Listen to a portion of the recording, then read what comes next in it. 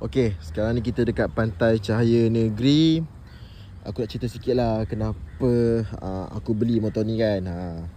Okey, siapa yang kat YouTube boleh tengok video YouTube aku. Tapi kalau ni untuk TikTok lah. Yang pertama, Ninja 250 tu dia tak selesa sangat untuk jalan jauh sebab posisi dia agak agresif sikit.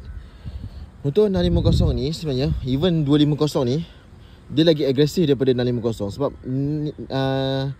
Z650 ni adalah paling yang selesa lah. Dia punya position lebih upright sebab dia ni ke bawah, yang ni ke atas kan. So dia agak upright position dan handle pun lebih dekat dengan tank. So satu position. Keduanya, aku memang nak naked sebab untuk jalan town ni selesa lah. Aku memang prefer naked sebenarnya.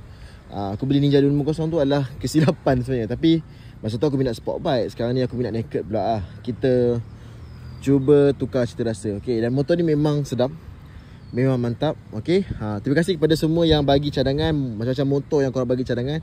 Tapi bagi aku ni adalah memang the sweet spot lah, yang dapat memenuhi keperluan aku, kehendak aku. Memang aku boleh beli Z9, boleh beli yang motor besar lagi, tapi bagi aku 650 ni adalah sweet spot. Memang cukup untuk buat macam-macam benda.